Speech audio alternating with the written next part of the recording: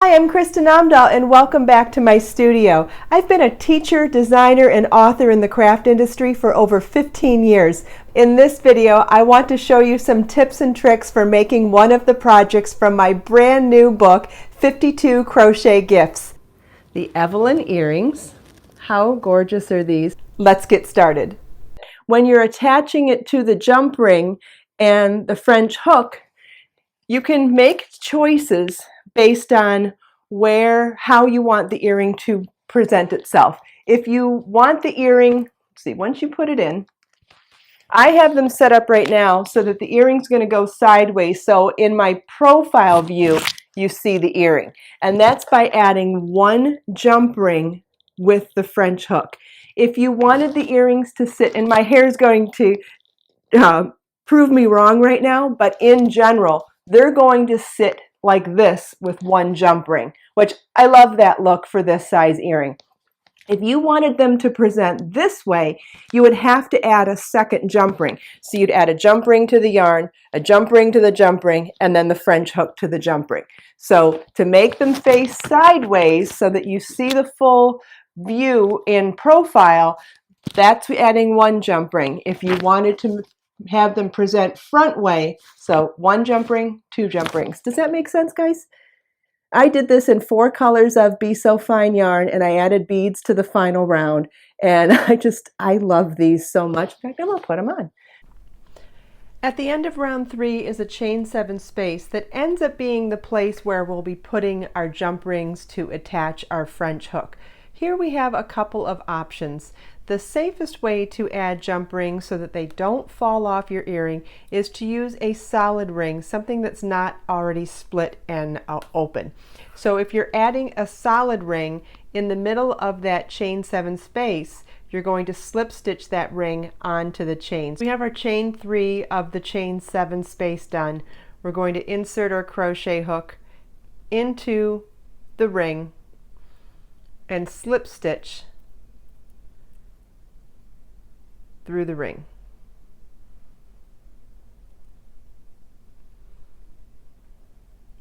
And then chain 3 more times, and that will be a total of chain 7.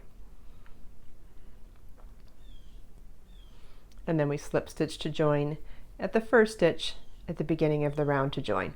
And we have our ring attached to the center of our chain 7 space.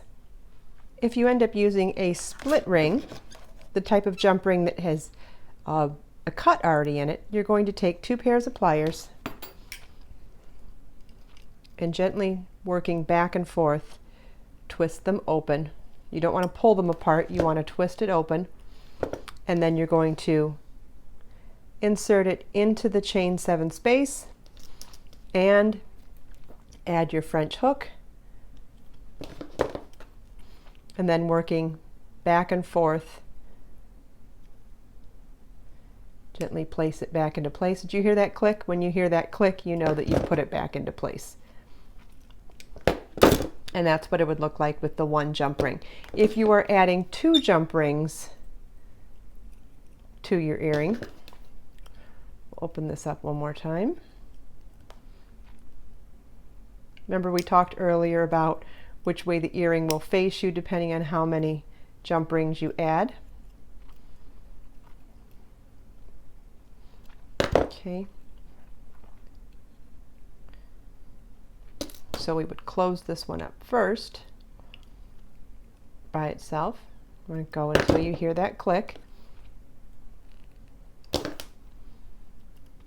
Just gently rocking it back and forth. There we go. And then once you have the one jump ring on, you would add a second jump ring and when you open it up, you'll insert both the first jump ring and the French hook into this one.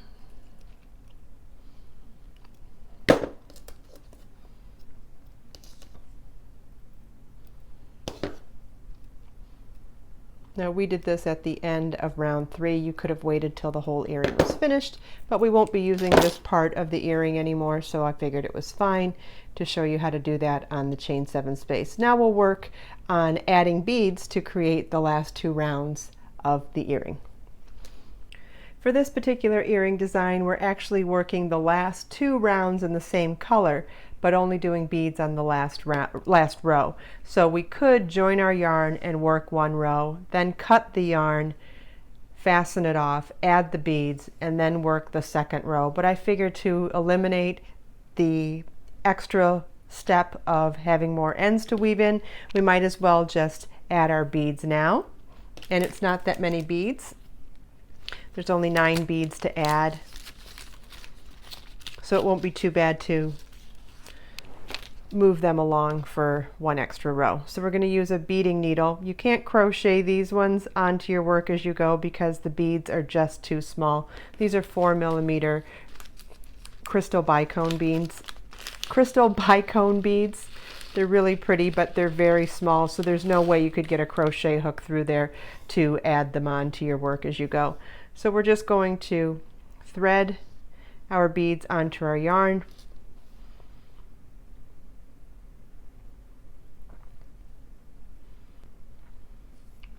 And you could absolutely do these without adding the beads as well. Okay, so we'll take our beading needle off of our yarn and now tie our yarn to our crochet hook. You can use a slip knot, a square knot, any kind of knot you like, it doesn't matter. There's no wrong way to tie your yarn to your crochet hook. And now working back on our existing motif, we have our chain 7 space, then our chain 3 spaces all the way around. We're going to skip the first 3 and single crochet or slip stitch to join in the next chain 3 space.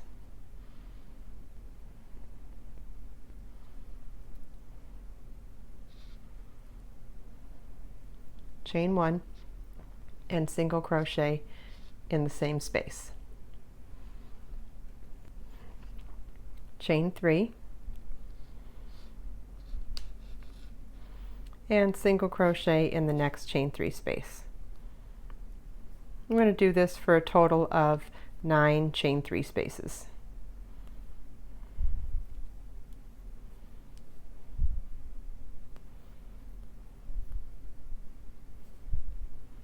Okay, so we've got our 9 chain 3 spaces. We're now going to turn our work, chain 3, and in our first chain 3 space we're going to work 2 double crochets,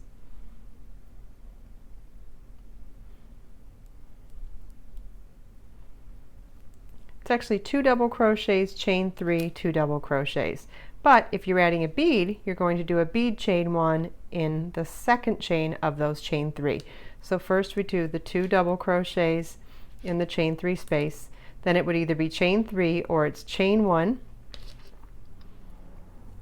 and a bead chain 1, which means you slide one of those pre-strung beads right up to the front of your work and chain 1 and then chain 1.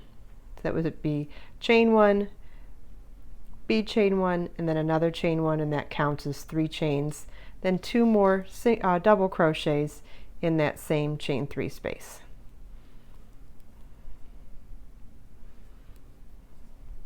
And so we've got our beads centered in the middle of that chain 3 space. And we'll repeat this all the way across. In the next chain 3 space, 2 double crochets, chain 1, bead chain 1, and chain 1, 2 double crochets.